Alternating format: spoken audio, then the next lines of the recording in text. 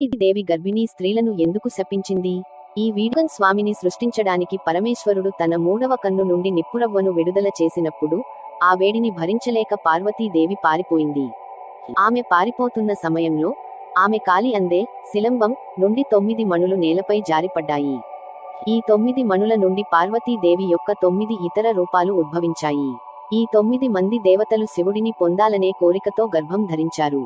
దీంతో ఆగ్రహించిన అసలు పార్వతీదేవి, వారు తనలాగే కనిపిస్తూ తన భర్తను పొందాలని ఆశించారు కాబట్టి వారు తమ గర్భాల భారంతో చాలా కాలం పాటు బాధపడతారని శపించింది. శాపం కారణంగా శిశువులు బయటకు రాలేక ఆ 9 మంది దేవతలు సుదీర్ఘ కాలం పాటు బాధపడ్డారు. చివరికి పార్వతీదేవి మనసు కరిగి వారికి శాప విమోచనం కలిగించింది. వారి నుండి వీరబాహువు నాయకత్వంలో నవవీరులు 9 మంది యోధులు జన్మించారు. ఈ యోధులు